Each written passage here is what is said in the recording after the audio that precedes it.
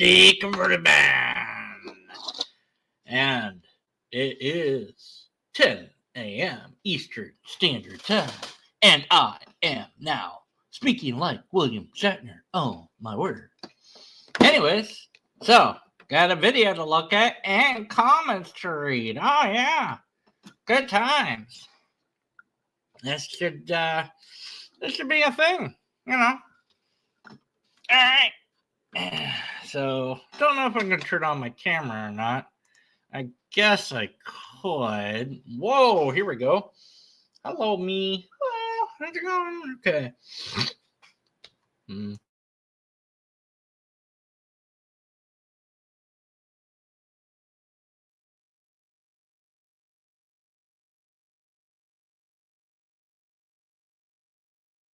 Okay, let's begin.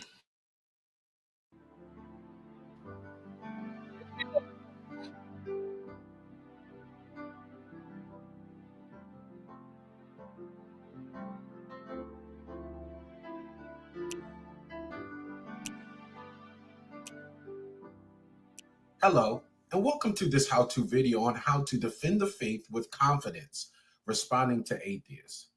In today's culture, more and more Christians are finding themselves in conversations not with people who are indifferent to faith, but with people who openly reject God's existence. We're winning! Yes! Good! That's great news. Christianity and hopefully other religions are dying out slowly. And anything I could do to help that, I'm all for it. Statements like, there's no evidence for God or religion causes more harm than good are becoming common. And if we're... Well, it's true that there is no evidence for God, nor is there anything that demonstrates what God is so far that I've seen and heard. I've been doing this YouTube thing a while, and I've looked at over and over again arguments from apologists and theists trying to argue for God.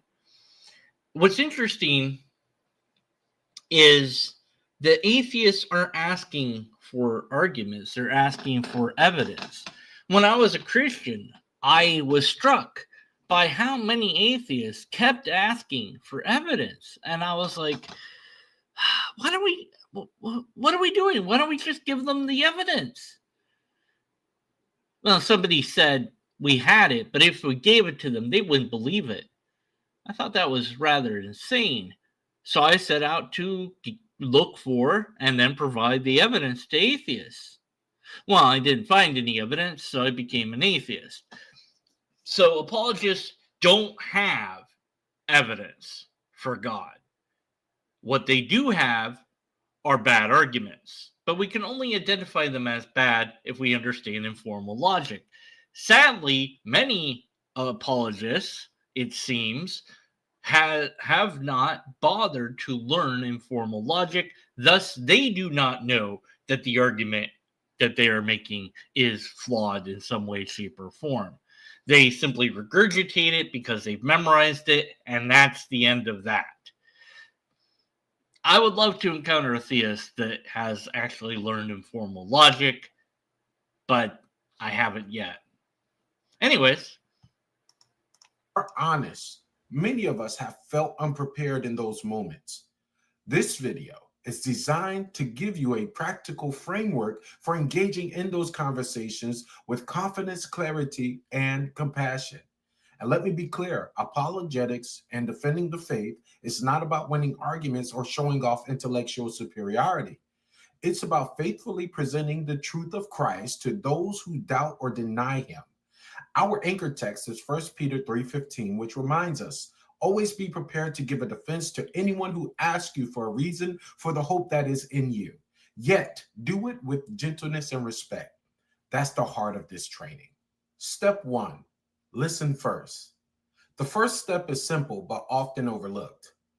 Before we respond, we need to carefully hear what the atheist is actually saying. Many times, their questions aren't only about God's existence, but about suffering, morality, or science. If we rush to answer without listening, we risk addressing the wrong issue. Apologist Greg Koukl puts it this way: the key to a good defense often starts with a good question.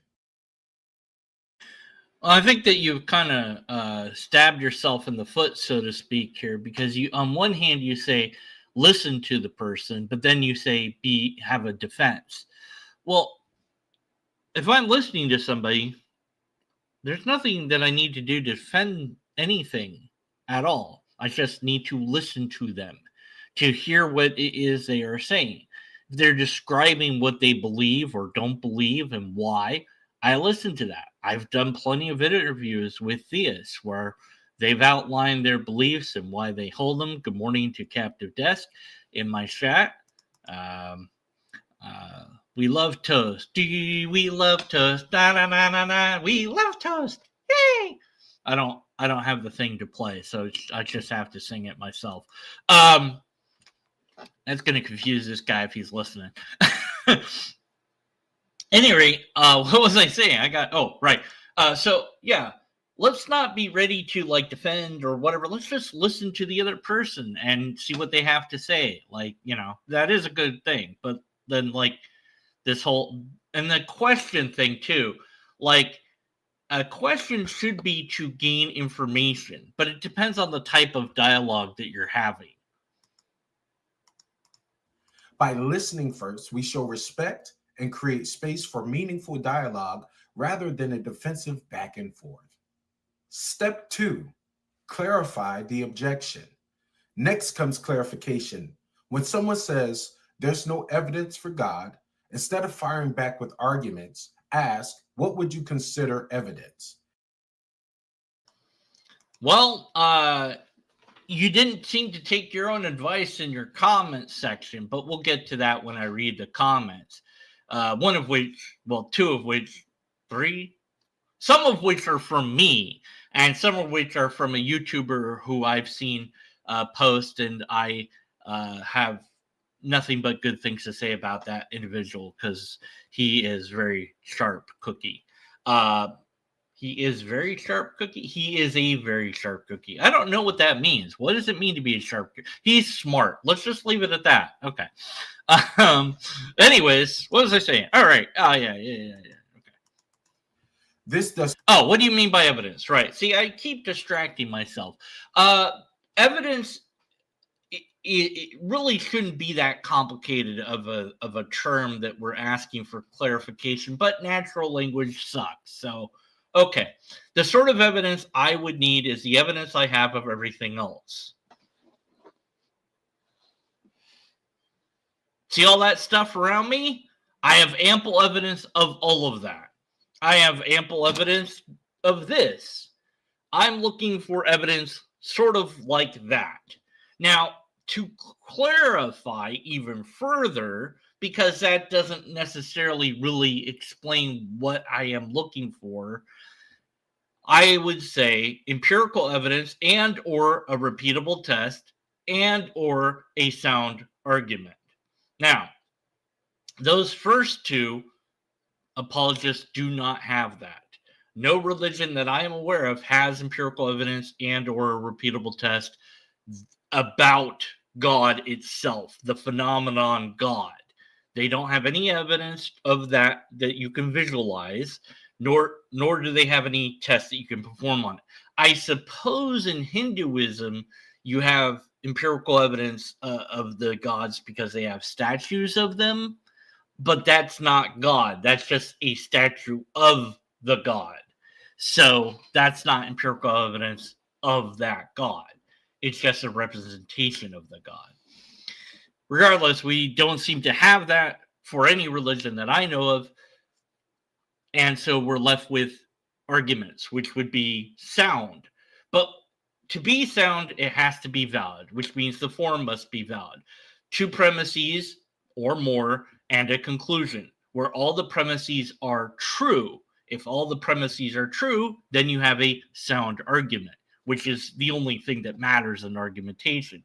If you have a premise that contains one or more logical fallacies, or if you have multiple premises with multiple logical fallacies, then You cannot be sure about the conclusion and must be skeptical about it. That means you're setting the conclusion aside. You're not saying it's true. You're not saying it's false. You're just saying, well, that argument sucked. Go fix your argument, and we'll get back to it later.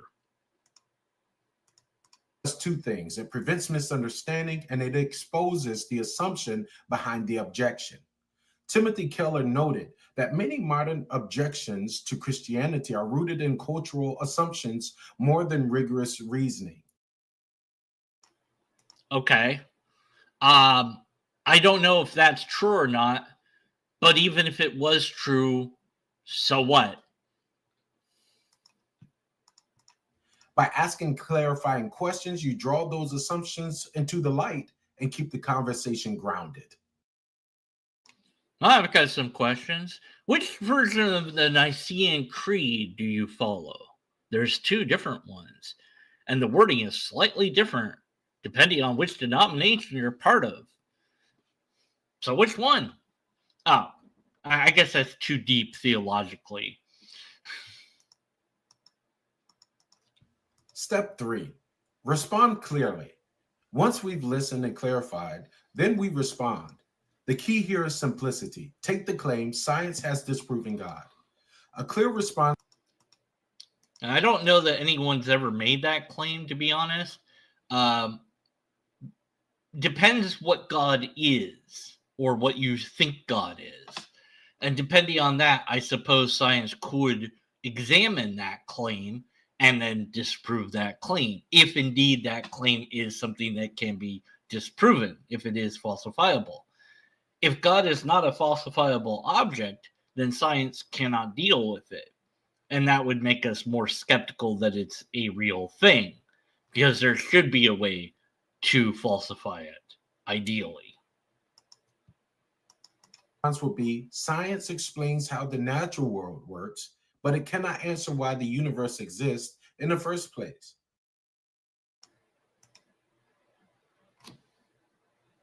I'm not sure that that's the case. Cosmology does seek to answer how the universe is or came to be or whatever.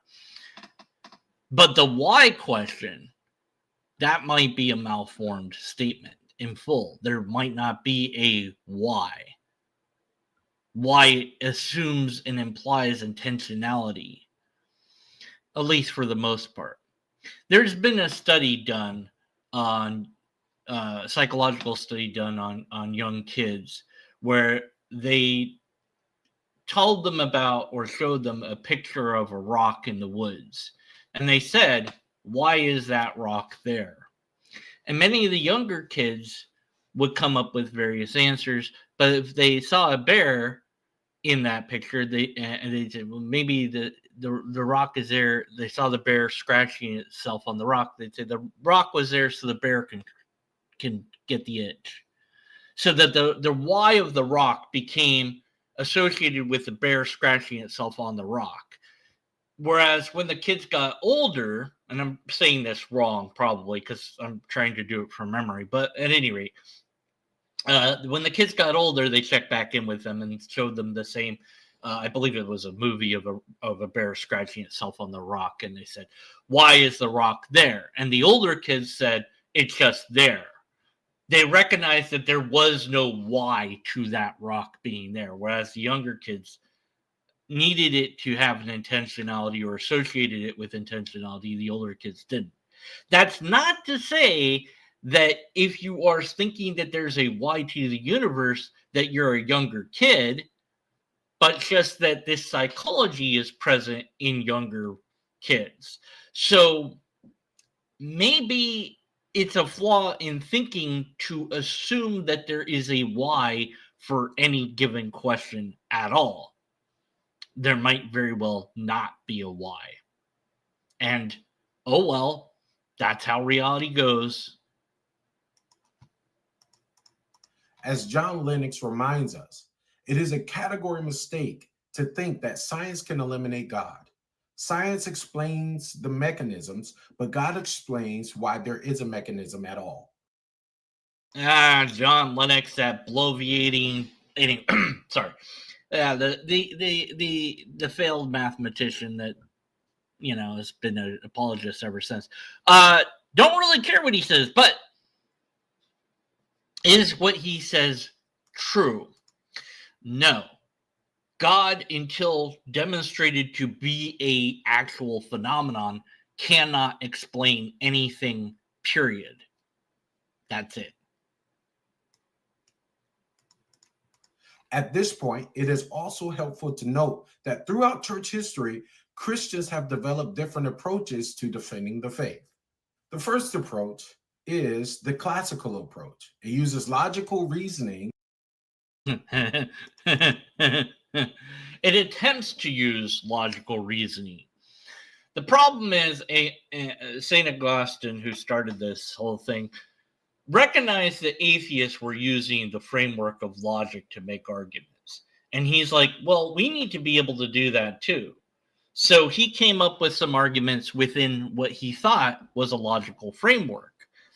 Now, back then, informal logic wasn't a thing. Only formal logic was. And formal logic is a rather new invention, if you will, relatively speaking. Doesn't matter. What matters is, for the time, he was at least using the language of atheists, so to speak. But there were still flaws in his arguments, which the atheists pointed out and he ignored. And that's still going on today. We have pointed out the logical fallacies of these arguments time and again, and apologists keep using them as if it doesn't matter. They really don't seem to care about logic. And these arguments really haven't changed much. They have changed a little bit over time, but there really aren't new arguments for God. But there isn't any argument that shows God is anything at all. And that's because these arguments usually start with knowing what God is defined as and working backwards from that to make the argument. This is evidently true in Aquinas' writings. And this we call God comes at the end of almost every argument that he had, because they call it God. It's a definitional proposition.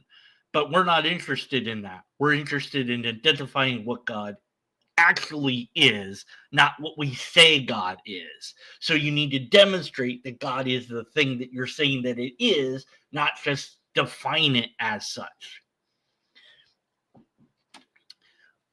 If I say this is God because I named it God, well, okay, its name is God. And then I can proceed to define God as a stuffed red thing that looks like a lobster. But that doesn't make God that thing per se, but also it kind of does, because, well, that's what God is now. And I defined God to be that. But that's not what you mean by God. And that's not what they mean by God. And so the problem is, unlike this static object, God can't be pointed to. And that's the problem. The only thing the apologist can do is argue for God, pre-assuming that they know that God is X, Y, and Z, but never demonstrating that God is X, Y, and Z, at least not logically speaking. Most arguments that talk about God's attributes just assert them. They don't demonstrate them. Such as cosmological or moral arguments to demonstrate God's existence. The cosmological argument, which is the first cause argument, says everything that begins to exist has a cause. Yes, the Kalam cosmological argument. This is this is an older version of it. Looks pretty same. Okay, so the first premise is or the second the first and second premise combine to form category error. The parts and the whole fallacy. Compositional fallacy. That's the word I was looking for. My brain didn't want to work. Compositional fallacy. The parts and the whole. So My car's door is made out of metal. Therefore, my entire car is made out of metal. Just because the parts of my door might contain a lot of metal or all metal, that doesn't mean that the entire car does. In the same way, even if we observe that all the things that we have ever observed have a cause, that doesn't necessarily mean that the universe has a cause. Also, there's the problem of identifying the universe as a thing. Is it a thing? Really? Like it's an object? Is the universe the same sort of object as this? Or is it something distinct from that? I don't know. I'm not a cosmologist. But we don't need to keep digging, although we could. And I have a video called KCA, which I show all the logical fallacies that this argument has. We don't need to do that. We know that there's at least one fallacy, and that's all we need. Therefore, the conclusion is one we must be skeptical of. But it actually gets worse for those that propose to use, those that want to use the cosmological argument. I'm trying to go deep with my words today, and it's just not working. I blame lack of sleep or too much sleep. I don't know at this point. Hold on a second. We always say that. Hold on a second. And it's like, what do you mean, hold on? I can't hold. Anyways, so what Aristotle didn't know back, or St. Augustine, whatever, whoever the hell it is now, what he didn't know back then, but we do know now, is this thing that as you go backwards in time for the universe, if the cosmological model that we have now is correct, and we think it is, and the universe is getting more and more dense, the temperature also goes way up until you get to what's called the Planck temperature. And it's so damn hot that physics don't work no more, at least not in a way that we understand, because atoms don't form because it's too damn hot. So you don't even have atoms. So it's kind of hard to do physics without atoms. And at that heat, cause and effect as we understand it might not exist. We don't know. We have no idea what it's like. So we're confronted with a giant firewall of I don't know. So we have a scientific reason to also dismiss outright the argument in full. Universe began to exist, therefore the universe has a cause. God. Also notice that actually the Kalam properly doesn't end with God. You need a secondary argument for God because you're just saying that the cause is God, but God is not included in the argumentation, meaning that the conclusion of God would be a non sequitur. Teleological argument, which is designed, the universe exhibits fine-tuning and order. Order and complexity suggest a designer. Therefore, the universe has a designer. Okay, so the so-called fine-tuning of the universe, this is a misunderstanding of science that apologists have latched onto and run with. This is a more newer argument because fine-tuning, whenever that was discovered, the apologists were like, oh, let's grab onto that. So at least one of the scientists that proposed the fine-tuning explained that what they meant by these, that these parameters existed, we just need more physics to understand why they're this way. But there's nothing magical about this. But what they tried to propose is that because the universe has these properties, that means something special. No, it doesn't. This is the universe we have. We have not modeled, as far as I know, our own universe from start to now, let alone other universes where we mess with those dials, so to speak, and see what universe that would create. And many theists just say, well, but if gravity was more, then things couldn't come to be the way they are. Well, maybe, I don't know. If gravity was way less, then things couldn't be because they'd fly apart. Maybe, I don't know, because there's no model. But let's just say that that's the case. Okay, then those universes don't form. So then you're not going to get those universes. You're only going to get universes that can form. Now, about life, because it's always about life. The universe is about 13 billion years old, and the Earth is about 4.54 billion. Let's just round it up or round it down to 4 billion. That's easier. So we have a 13 minus 4. So you got 9 billion years where the universe is working just fine without Earth, let alone life. So what was it doing then? I mean, it was fine-tuned for life that wasn't there. How does that make any sense?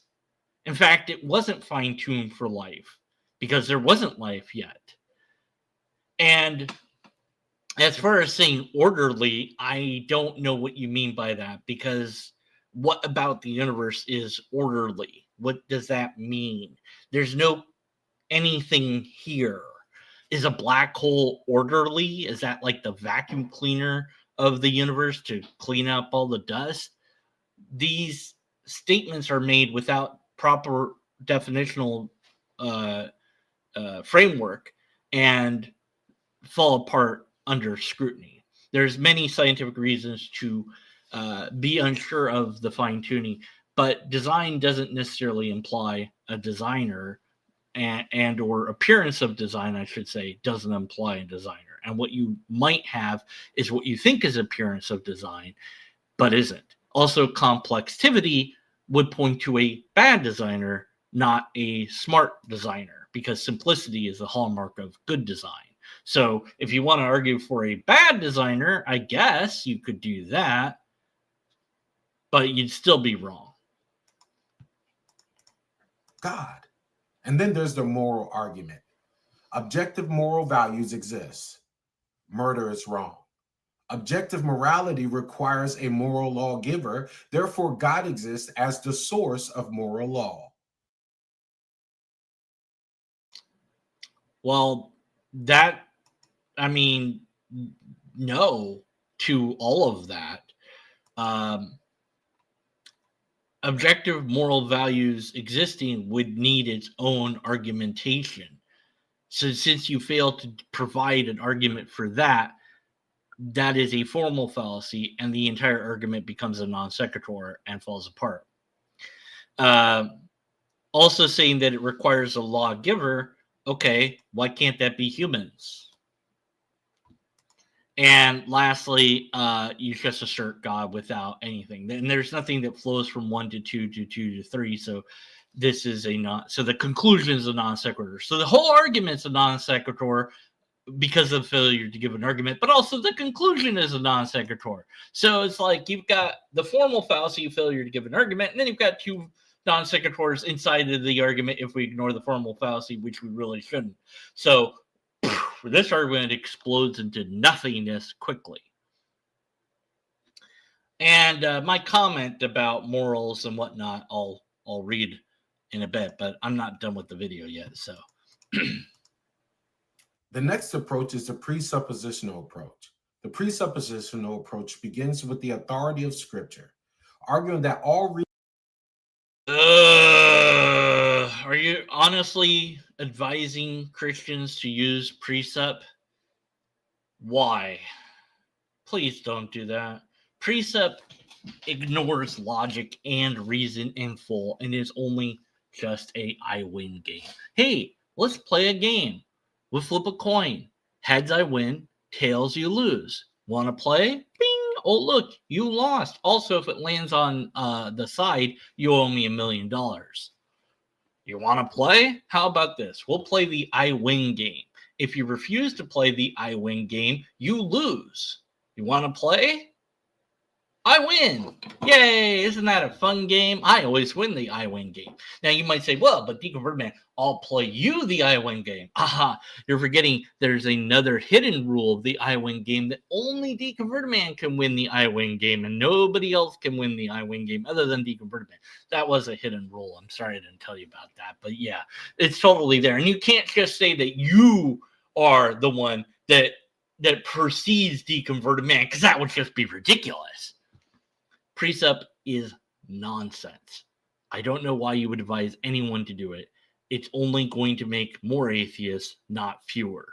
So don't do it, not even once. Reasoning itself depends on the truth of God's word, which is the biblical foundation we see in Genesis. Yeah. Also, circular argument is circular. So precept is nothing but big giant circle. It's God's word because it says it's God's word. Well, then the lobsterist beats out your God any day. And so I would invite you to read the lobsterist because it says it's true many, many, many times. Genesis 1:1, in the beginning, God created the heavens and the earth.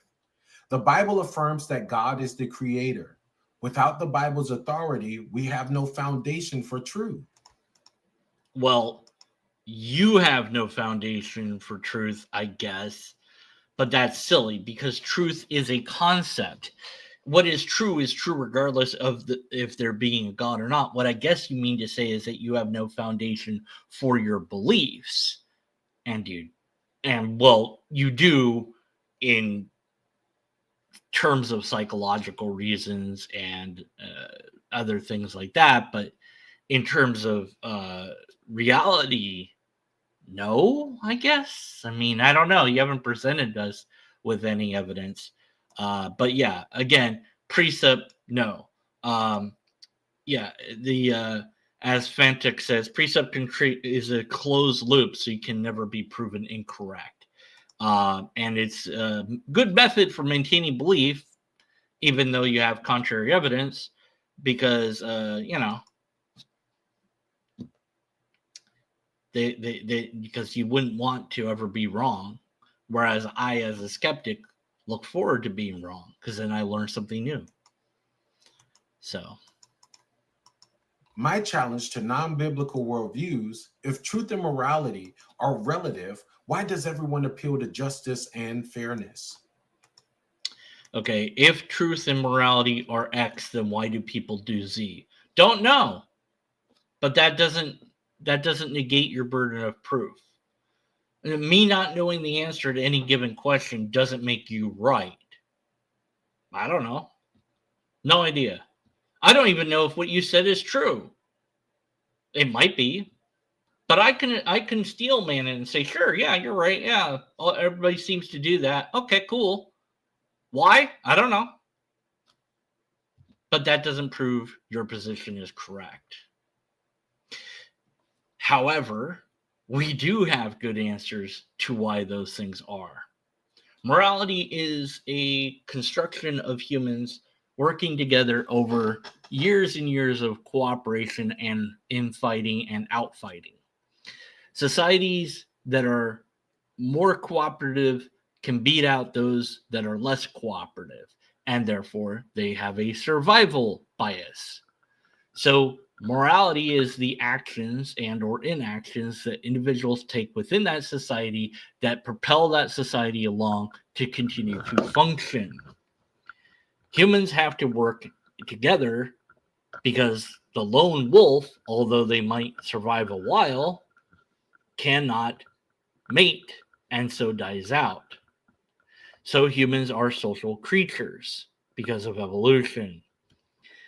And because we are social creatures, we have adapted certain behaviors that increase our ability to be social with each other and cooperate so that our group can beat out that group over there that wants to come and take our stuff, because this is our stuff. You can stay over there and get your stuff. This is our stuff. This is our territory. See, we put down little poles with heads on them to show you that this is our territory, and you should have known. Now you got to die. We got to kill you. And so this in-group and out-group stuff all forms what then became more and more complex as civilization became more and more complex. And I'll go into more detail of this when I read my comment. I mean, I'll get to it one of these days. The existence of absolute truth points to the existence of a moral God. No, it wouldn't, even if it was correct. If you had a absolute moral truth, that would just point to the existence of an absolute moral truth. You are assuming that the explanation of that absolute moral truth would somehow indicate God, but still that wouldn't be a good enough argument. You're missing some premises here. Romans 1:20 argument states that since the creation of the world, God's invisible qualities have been clearly seen. People know God. I love that. I do love that verse of the Bible for its incoherent, just contradiction. The invisible qualities have been seen. That's not possible. You can't see what's invisible.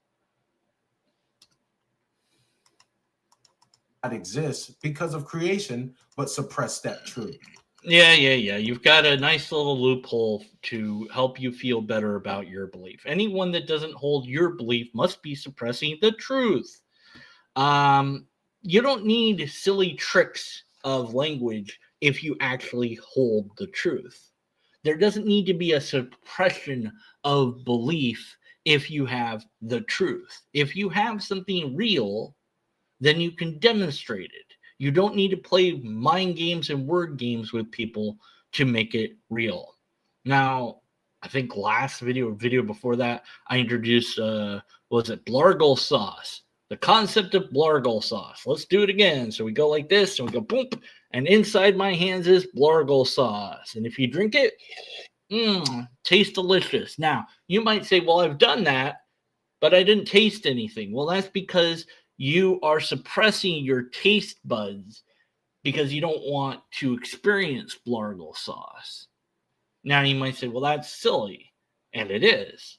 But see, I can make that assertion and not prove that assertion to be true because the statement itself is unfalsifiable. But what we need to demonstrate is that there is a Blargle sauce in the first place.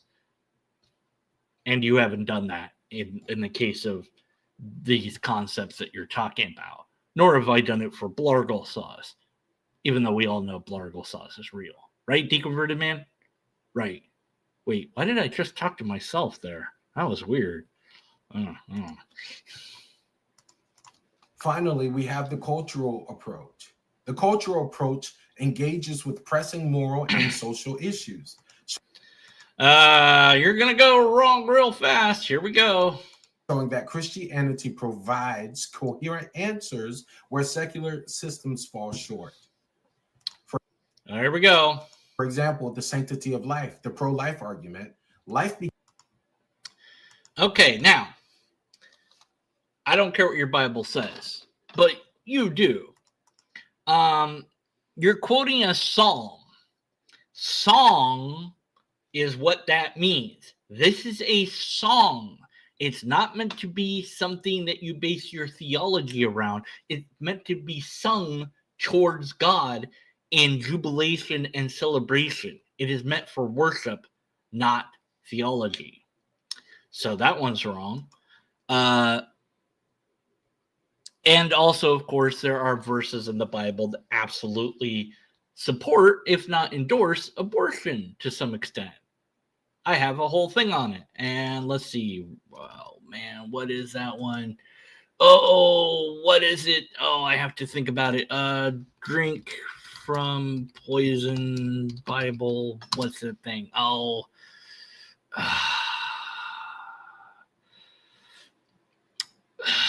Floor. Oh, was it? I can't remember it. You guys know what I'm talking about, though. The gal, to know if the gal cheated on you. Woman cheats, husband, test, Bible. Come on, what's it? Oh, man. Let's see.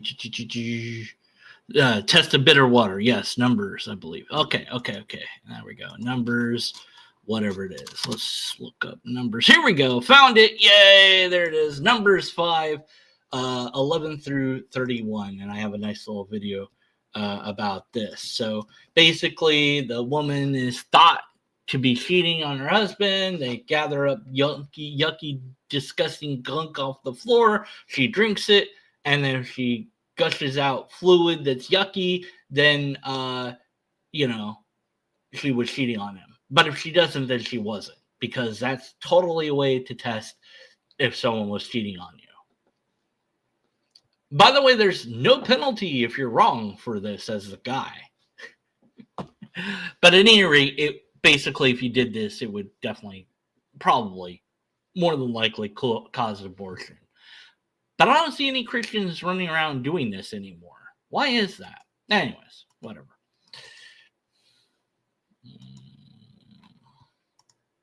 Begins at conception. Psalm 139, 13 through 16. If human life has intrinsic value, abortion is morally wrong. If it has intrinsic value. But here's the thing. I also made a video called Pascal's Baby, which I guess I'll have to find and put in the chat, and then I'll put in the thing if I remember to do it. Pascal. Oh, come on. There we go. Pascal's Baby is what I called it. So in this video, basically, if you believe that an innocent child goes straight to heaven, then the best thing we can do is abort. What do you care if an atheist or non-believer or somebody that's a not Christian religion aborts their child? They're just sending them straight to heaven. Who cares? Should be a celebration. Oh yeah, go, yeah, send that soul to heaven. Woohoo! Plus, I mean, do you really want them to produce that child and just have another atheist running around? Then we have the marriage and sexual ethics. Marriage is between a man and a woman. Oh, dear. According to Genesis 2:24. God's design for marriage provides stability and flourishing. But other systems of family units can also provide flourishing and stability. And being married isn't just necessarily about procreation either. So what marriage is or isn't is actually defined by society, not the Bible. You can say as a Christian that you must hold to these principles, and you're welcome to it, but you have no right to tell me or anyone else how to do things. Take a page from the Jews. See, their religion points inward to them. It affects them, and that's it. Well, it affects how they treat outsiders too, but mostly it's supposed to be all the rules are for them to follow, not to force other people to follow. So maybe you guys should do that, because I don't see this as a positive. I see this as a negative. But if you could demonstrate that this type of marriage was a net benefit for society, that would be cool. I await your peer-reviewed publication that shows that you've done the hard work to produce such a study. What's that? No citation? Right, of course, yeah. Another example, justice and equality. Justice and equality are rooted in the truth that all are made in God's image. Genesis 1:27. Without God, more equality lacks a foundation. Oh no, appeal to consequence. But no, morals, the foundation of morals is humans. We made them. Ethics actually would be the proper foundation, but whatever. Each of these defenses provides a unique way of responding clearly depending on the person and context. Actually, none of those provides anything that would reach an atheist. Remember, this is supposedly supposed to be for believers to be able to respond to us pesky skeptics and atheists. And all you're doing is setting them up for failure. But you are telling them the bog standard apologetics, which really isn't anything much. You're also not really telling them how to do any of this or what the arguments are. But here's the thing I don't understand. Why not tell people, here, first you need to learn informal logic, because you're going to be giving argumentations. And the best way to give an argumentation is first to understand informal logic. Why don't apologists do this? Dunno. They just say, here's some arguments to throw at those atheists, and it will be a good defense of your faith. No, it won't.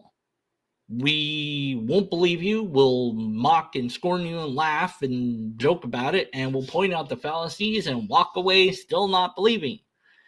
So what apologetics actually is for the believer to feel that they have an intellectual justification for their belief. It's not about talking to the atheists. It's about preaching to already convinced believers that you're right. If it was actually responding to atheists, you would admit that there's no empirical evidence, no repeatable test, no sound argument, and all you have for God is faith. And then you wouldn't have apologetics. So then I don't know what you would be doing, but it wouldn't be this. So, Anyways. Notice the difference here. Instead of overwhelming someone with technical detail, we give a short, thoughtful answer that invites further conversation while recognizing that the Spirit may use different forms of defense to open hearts to truth. So hearts, of course, means feelings or emotions. I don't care about those. All I care about is fact, not my feelings. So provide me with facts. You don't have them. So what do you got? Bad arguments? That's not going to convince me. So this is only for the believers then. This isn't about atheists at all. And we'll prove that soon enough. Step 4, give an example. Again, consider the problem of morality. If someone says, we don't need God to be good, you could respond this way. But how do we define what's good? Who cares? No, really. Who cares? The answer to that question doesn't prove that you're right or wrong. Just asking a question doesn't do anything to shoulder your burden of proof. But how do you define good? It depends. I'll define it as cooperation with other humans to enhance well-being. That seems to be pretty decent. But I think of it like this. Good, if it is good, it's just that. It is good. It is nice, and shiny, and helpful, and useful in some way, shape, or form. And it doesn't need anything other than itself to be that. Putting a shopping cart into its little cubby hole thingies, whatever you call it, those shopping cart lane things that you got in the parking lot, rather than just pushing it and letting it drift and hit a car, I'd say that's good. It's a small good, but it's good. Why? Because it is. There's no reward. There's no punishment. It's just an act that I think will benefit somebody else. Because, well, if it's just there in the parking lot, somebody will hit the cart or it will hit them, cause all sorts of mayhem and destruction. Oh, no. But anyway, but who cares what my definition of good is? It doesn't prove your point. On atheism, morality ultimately comes down to human opinion. Oh, no, not that. Morality comes down to human opinion. Oh, no. And so, what's your argument? Without God, there's no objective standard of right and wrong.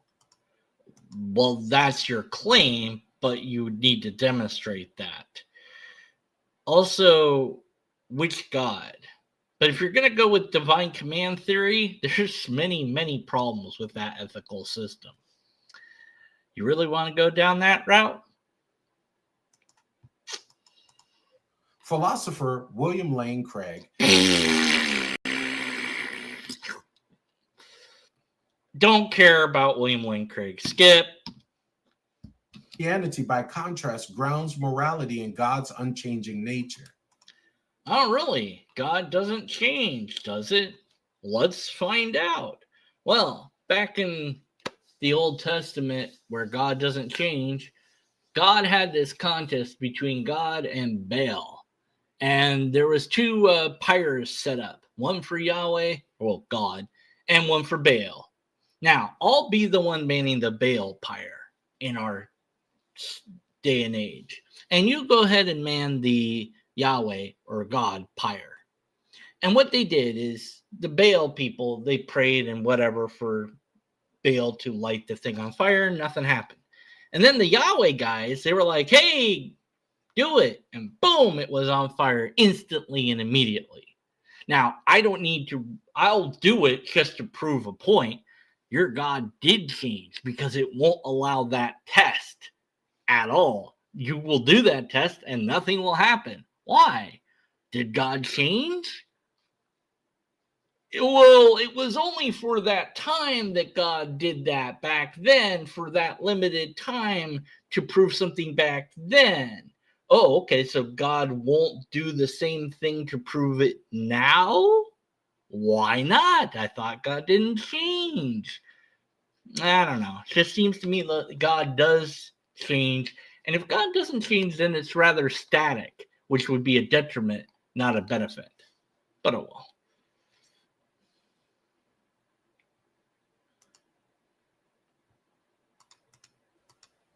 A common question asked, does science disprove God? Science and God address different realms, natural versus the supernatural. Yeah, a better way to say it would be science addresses reality and you have fantasy. Using science to disprove God is like using a microscope to detect sound.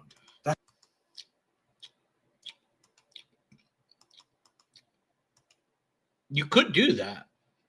No, I'm serious. You could do that. If you have a powerful enough microscope, you could detect sound. Not sound being broadcast now, but sound that has been broadcast. Oh, yeah, they've done this.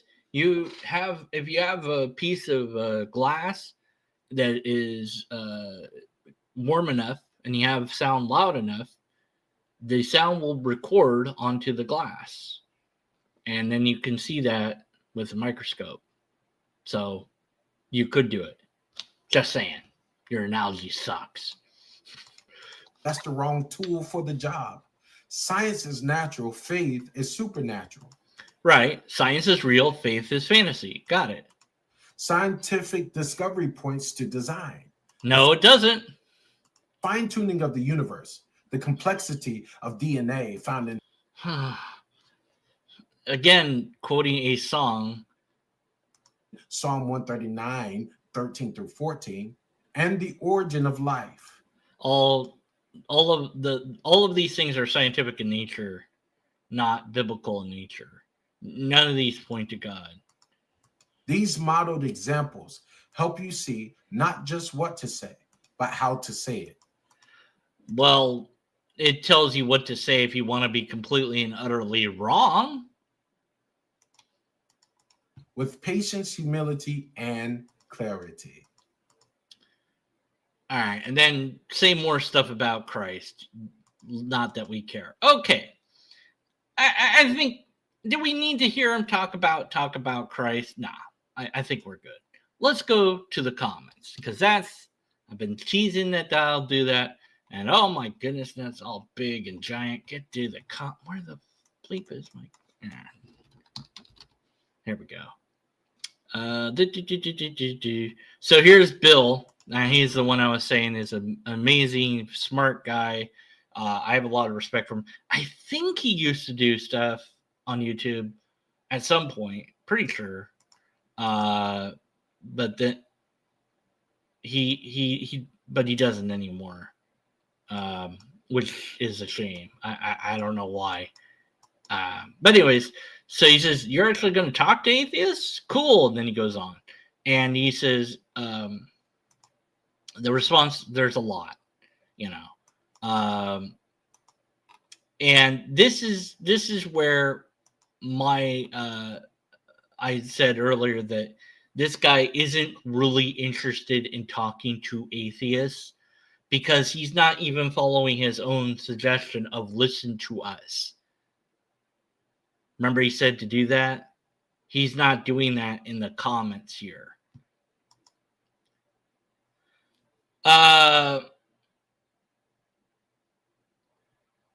One piece of good evidence that God is real. He says, I'll gladly offer that, but first, But first, no, just give me the evidence for God. No anything else. Just do that. But he's not going to give evidence. He's going to give a bad argument. The burden of proof. You're asking me to provide evidence for God, but the claim God does not exist or all God is imaginary is itself a truth claim. Right. But he didn't claim that. He asked you for proof of God. That doesn't imply that he's saying there is no God. He's just asking you for proof of God. So he's not talking to the atheist. He's talking to himself.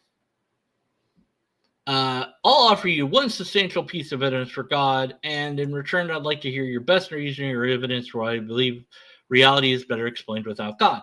That's not his burden. He didn't claim that. It is a one-sided cross-examination because you hold the burden of proof, and you wouldn't be worried about providing that proof if you had the truth, but you don't. So for his one piece of evidence, here we go. He'll begin with the existence of his objective moral values and duties. So this is his evidence for God. But why are you talking about morals and duties? That has nothing. Is God made of morals and duties?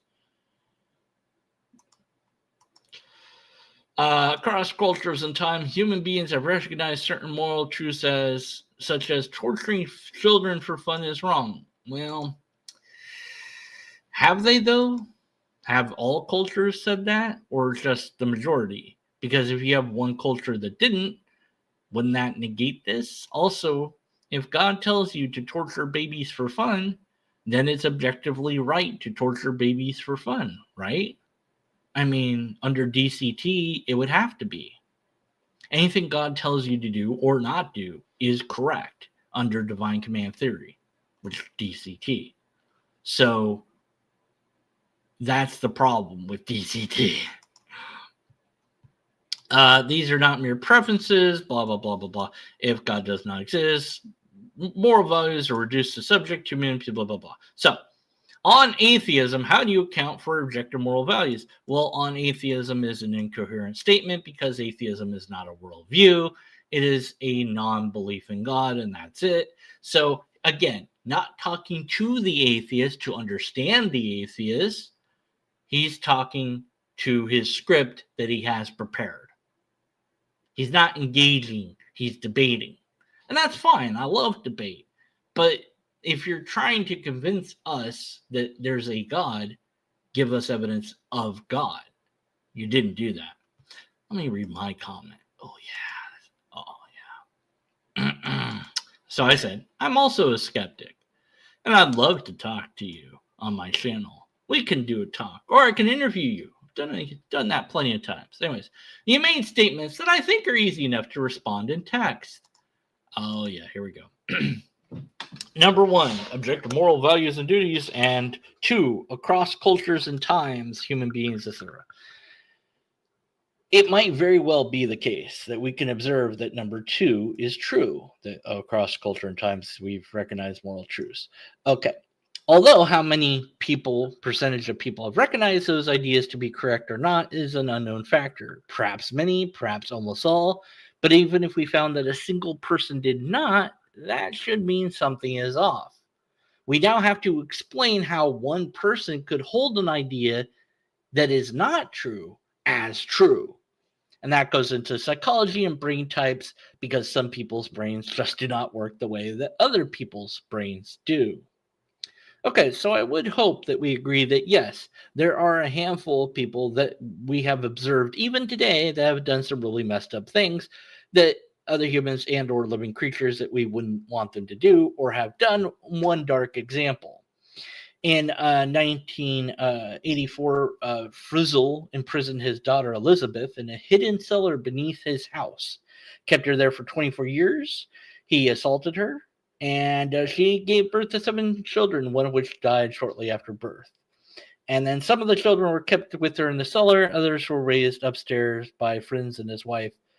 under pretense that Elizabeth had abandoned them, whatever. Anyways. And then finally in 2008, one of the children became ill, and then they got taken to the hospital, and then the authorities found the truth. Okay, so what went wrong in Frenzel's brain and Elizabeth's brain that they could not see the moral the way the rest of humanity does? One might, perhaps, be tempted to say that the fall of the world due to sin is why some people are bad, and or that demons or other spiritual agents are at fault, but then that would require proof of sin and or spiritual agents.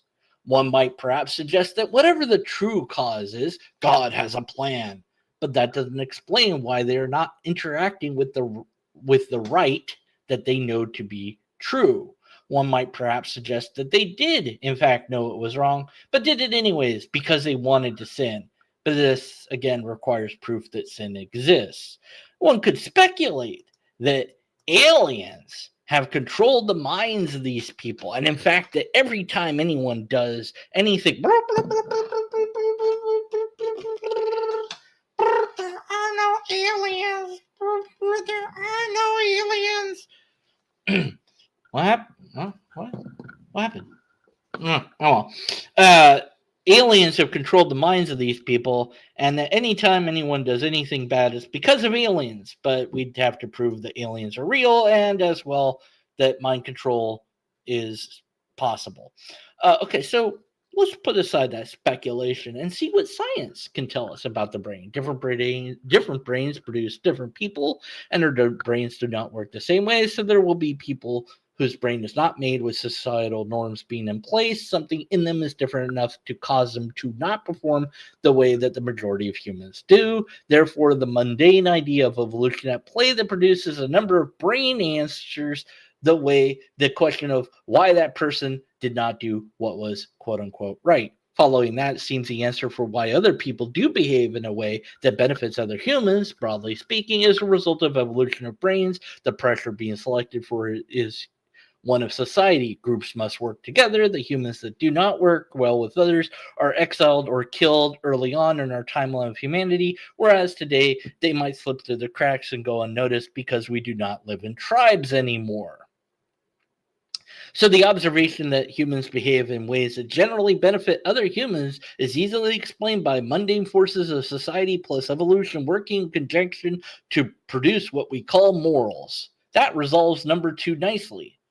However, number 1, as we know, has zero support for the notion in full. There's nothing to show it. By the way, number 1, in case you forgot, because that was a long paragraph, objective moral values and duties. Okay. Now we go back to where it was. Okay, there's simply nothing to show us that the ideas or behaviors are anything more than useful to human being and flourishing. There's no evidence for objective in this sense. Therefore, the argument falls apart due to lack of evidence to support 1. And with all the reasons that we have to think that 2 is true, makes a case that we do not need to bring in the idea of objective into our answer because it has not been shown to be a thing.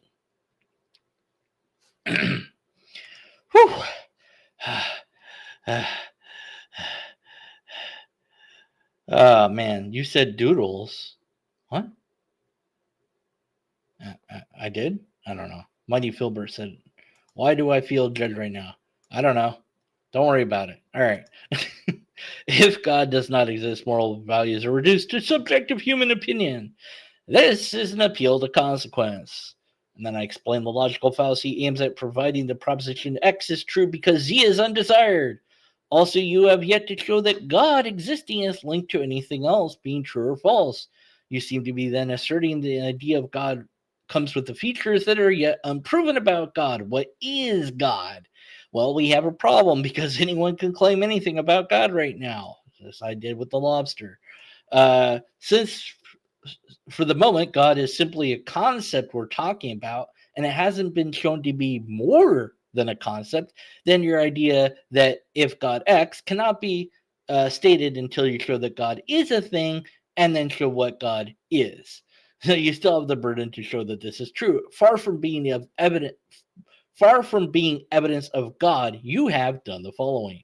1. A statement lacking any support in objective morals. 2. Evolutionary facts about brains plus human society's functional requirement to exist, showing a strong preference to behaviors that exist, enhance those societies, thus leading to what we call morals being far better idea than God to explain morals, a logical error, appeal to consequence being used to get the favored result you desired, and 4. No proof that God exists nor what God is. Therefore, your proof of God is not proof or evidence that God has failed to be evidence and proof, and it also failed logically speaking. Further, you offer no test to show that this is or is not correct, or any way to falsify your idea. In short, the burden of proof has not been met by you, and so I must remain skeptical of your stance.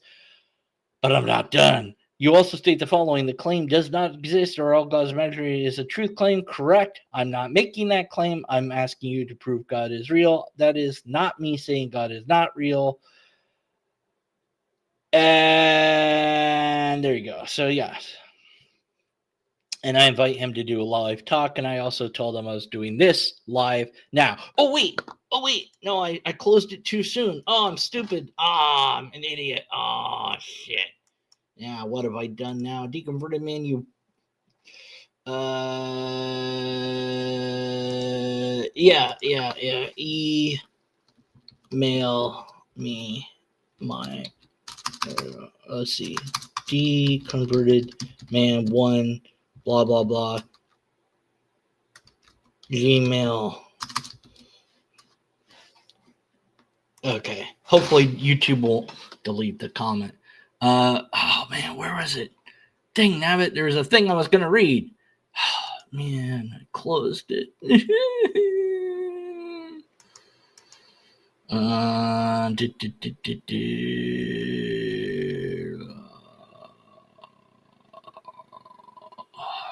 Where is it? Did I not?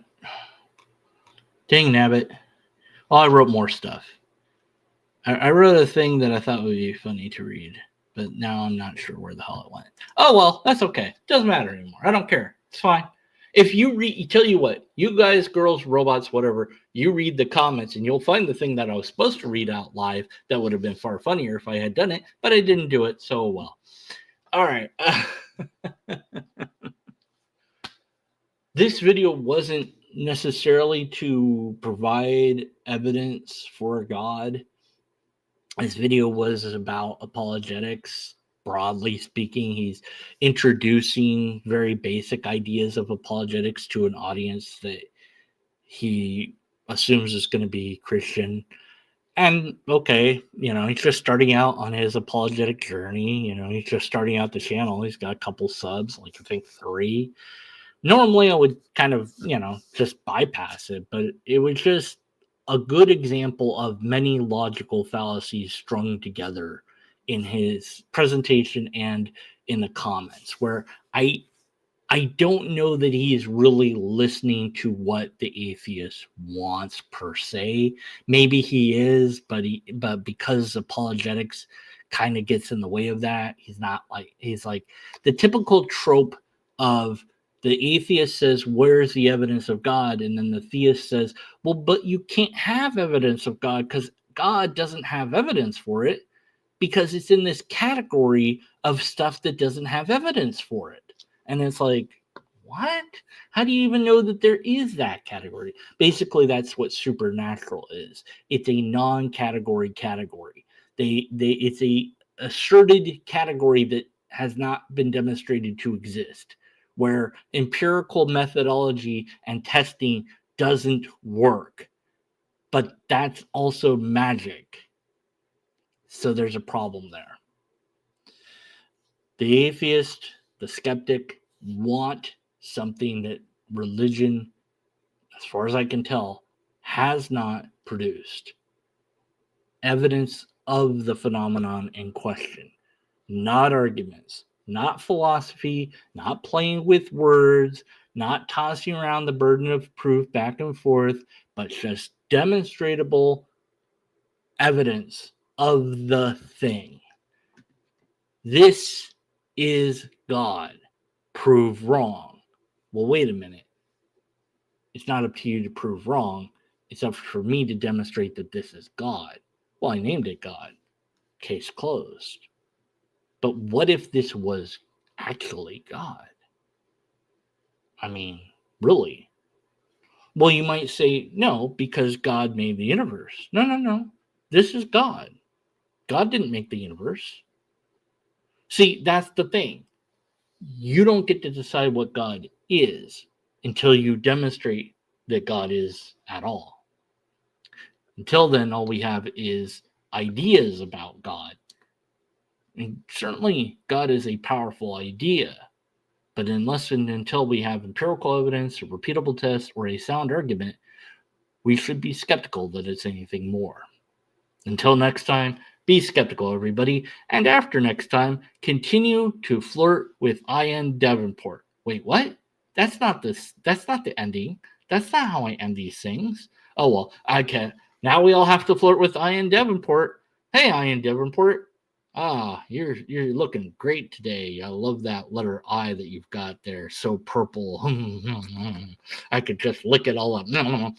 Now Ivan Davenport will never again come to this channel, and I blame Captive Desk.